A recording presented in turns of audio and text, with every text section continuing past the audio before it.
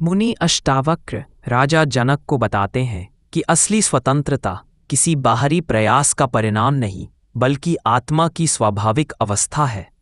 वे समझाते हैं कि जो बंधन दिखाई देता है वह केवल मन में बना हुआ भ्रम है, क्योंकि आत्मा न कभी जन्म लेती है न मृत्यु को छूती है। जन्म मरण का पूरा खेल केवल शरीर का है, आत्मा का नहीं। जब साधक यह पहचानता है कि उसका अस्तित्व शरीर और मन की सीमाओं से परे है, तभी मुक्ति की पहली किरण भीतर चमकती है। और यह अनुभूति किसी पुस्तक या शास्त्र से नहीं बल्कि आंतरिक अनुभव से जन्म लेती है। आत्मज्ञान के लिए भीतर उतरना पड़ता है, और जब जनक इस सत्य को जीता है तो वह दुनिया की सारी सीमाएं पार कर शुद्ध साक्षी भाव में स्थित हो जाता है, जहां ना भय बचता है ना इच्छा, सिर्फ शांत जागरूक उपस्थिति। अंत में अष्टावक्र बताते हैं कि मन ही बंधन का कारण है और वही मुक्ति का द्वार भी। बस दिशा बदलने की जरूरत है। मन की उठती गिरती कल्पनाएं ही पूरे संसार का अनुभव रचती हैं, और जब यह मन बाहरी विषयों की ओर दौड़ता है तभी बंधन की जंजीरें महसूस होने लगती हैं। यही मन कभी दुश्मन बनकर उलझा देता है और कभी मित्र बनकर मार्ग दिखाता है। फर्क बस इतना है कि तुम उसे देखने वाले बनते हो या उसके जाल में फंस जाते हो। साधक का काम है मन को पकड़ना नहीं बल्कि उसे दूर से देखते रहना, जैसे बादलों को आकाश में तैरते देखना। और जैसे ही यह समझ पैदा होती है कि मैं मन नहीं हूं, भीतर स्वतः स्वतंत्रता खिल उठती है। जनक आत्मा को मन की तरह समझना ही अज्ञान का मूल है, और जब यह गलतफहमी मिटती है तो शांति अपने आप प्रकट होती है, क्योंकि आत्मा तो कभी बंधी ही नहीं होती, बंधन होता है सिर्फ मन से। अपनी पहचान जोड़ लेने से, इसलिए चेतना को पहचानो। मन को मन तो पल पल बदलता है, कभी खुशी में ऊंचा उछलता है, कभी दुख में डूबता है, लेकिन तुम जो इन सब का साक्षी हो वह अपरिवर्तनशील, शांत और अडोल रहता है।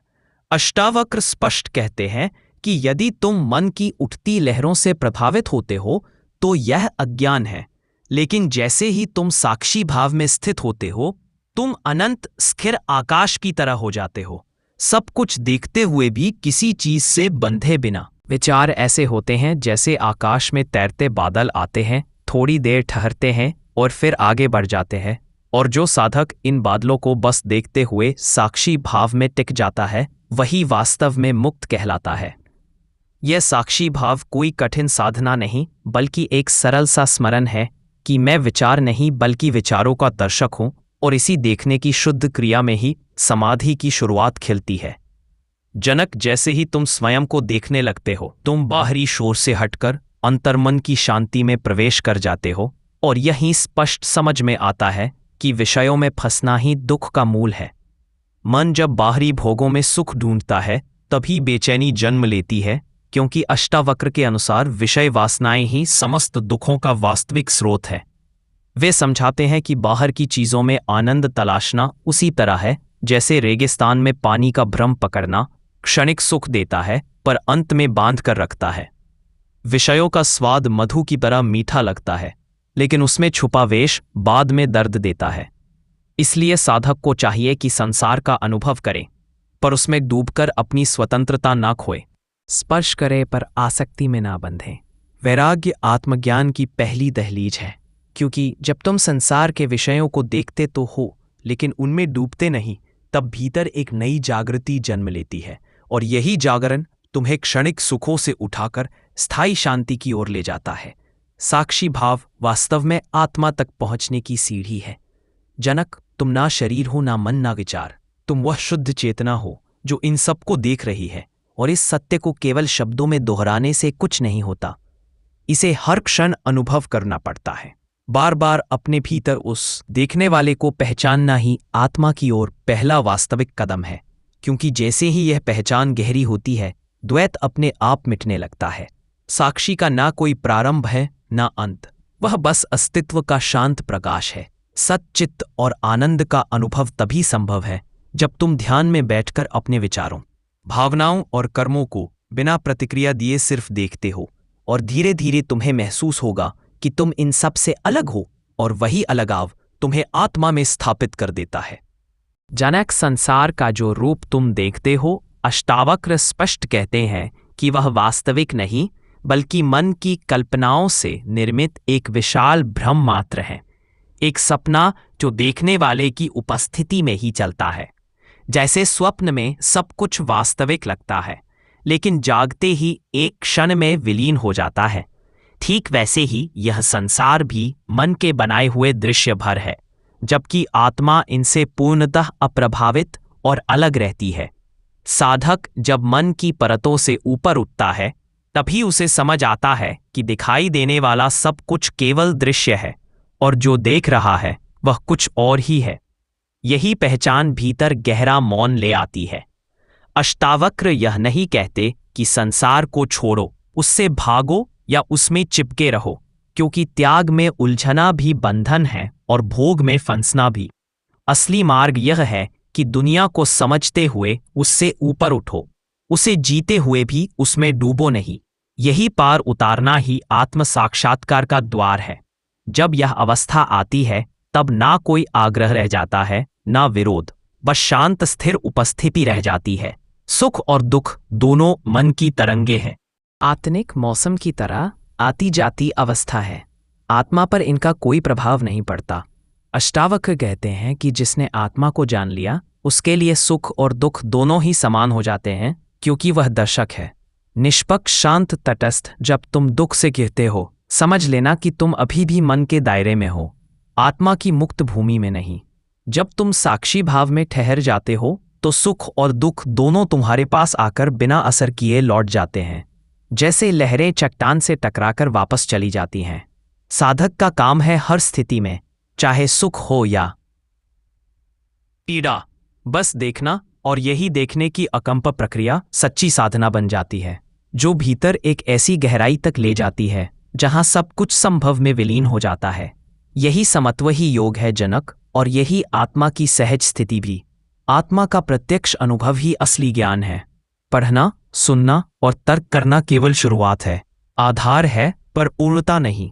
अष्टावक्र स्पष्ट कहते हैं कि जब तक आत्मा का जीवंत अनुभव ना हो ज्ञान अपूर्ण ही रहेगा, क्योंकि आत्मा को शब्दों में कैद नहीं किया जा सकता। वह तो तब प्रकट होती है जब साधक पूर्ण तन्मयता से भीतर बैठता है, विचारों को केवल गुजरते हुए देखता है और उनमें उलझता नहीं।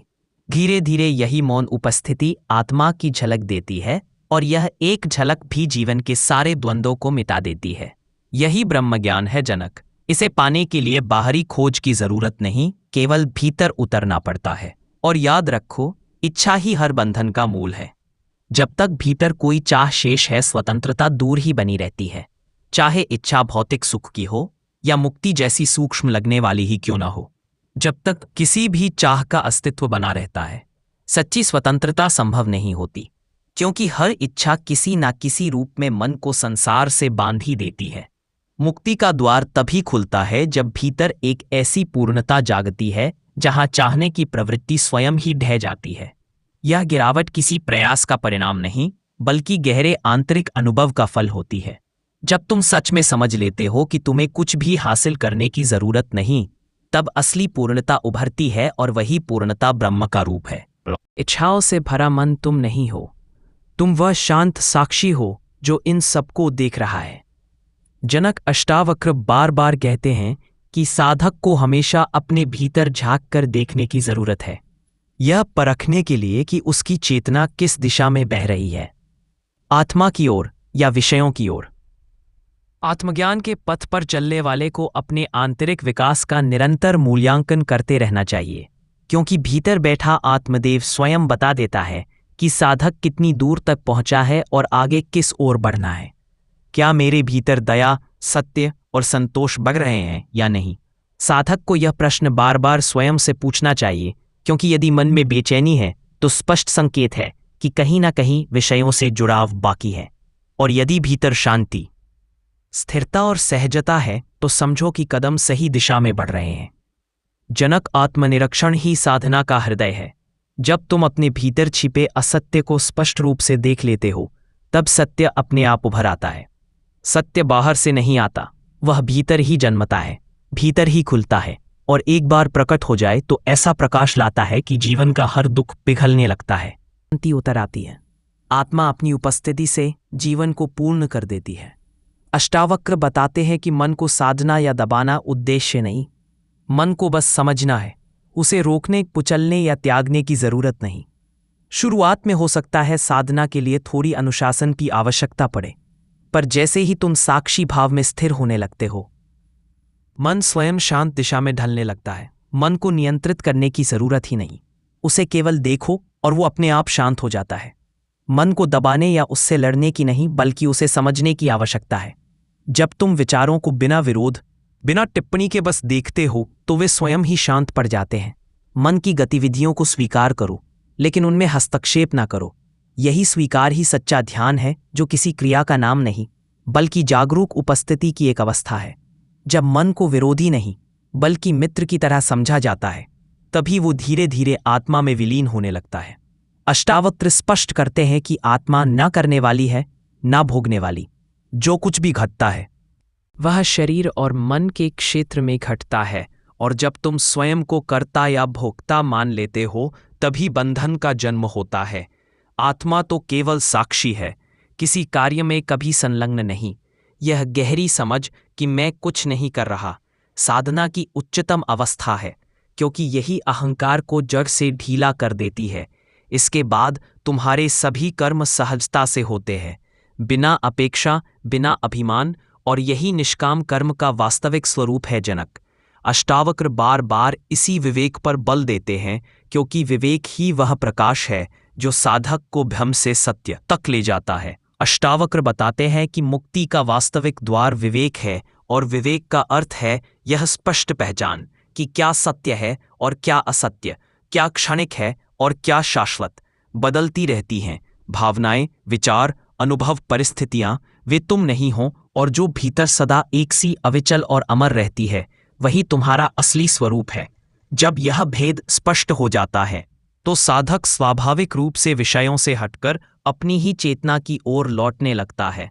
इसी विवेक से वैराग्य जन्म लेता है, जो त्याग का परिणाम नहीं, बल्कि भीतर की तृप्ति का संकेत है।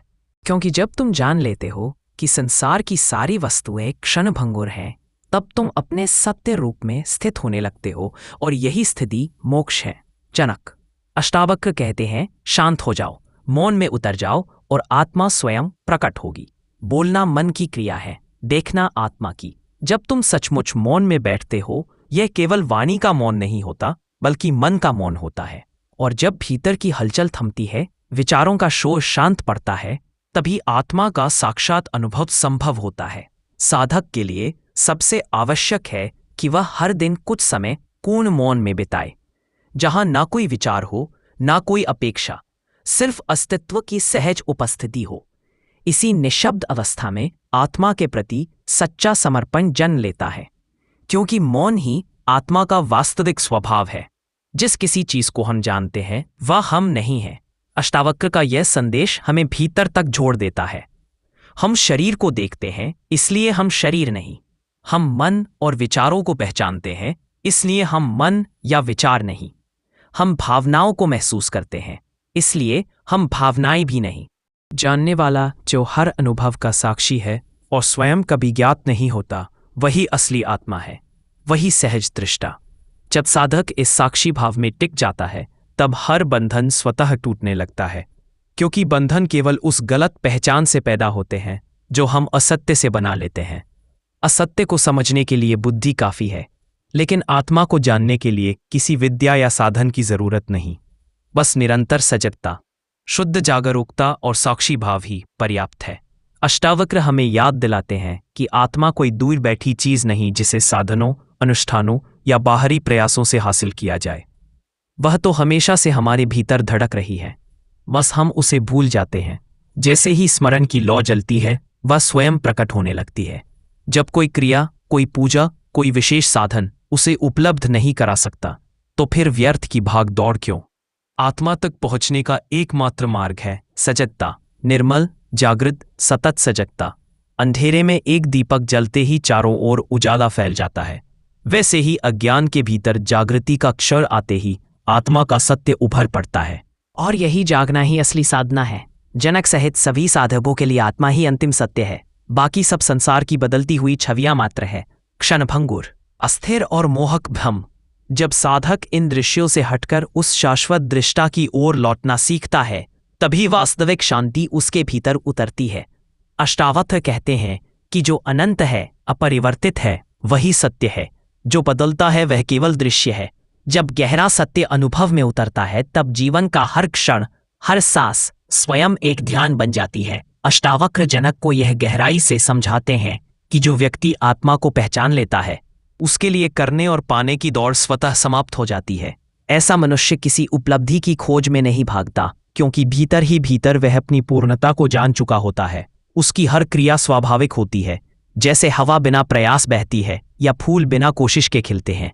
उसके जीवन में ना कोई दबाव होता है, ना ही कोई लक्ष्यों का बोझ। मुक्त पुरुष बाहर से सामान्य दिखाई दे सकता है, लेकिन भीतर उसकी शांति इतनी गहरी होती है कि उसकी उपस्थिति मात्र से वातावरण बदल जाता है। अष्टावक्र बताते हैं कि साधक जिस सत्य को खोज रहा है, वह कोई नई उपलब्धि नहीं, बल्कि वही उसका मूल स्वभाव है, जिसे भूल जाने के कारण वह बाहर भटकता फिरता है। जैसे दर्पण पर जमी धूल हटते ही अपना चेहरा साफ दिखने लगता है, वैसे ही मन की परतें हटते ही आत्मा का प्रकाश स्वयं प्रकट हो जाता है। जिस दिन यह अनुभव हो जाता है, उसी दिन भीतर की यात्रा पूर्ण हो जाती है। यही पहचान लेना ही असली जागरण है। अगर यह ज्ञान की बात आपके दिल को छू जाए तो वीडियो को लाइक करें, चैनल को सब्सक्राइब करें और ऐसी ही और गहरी बातों के लिए घंटी जरूर दबाएं। धन्यवाद। राधे राधे।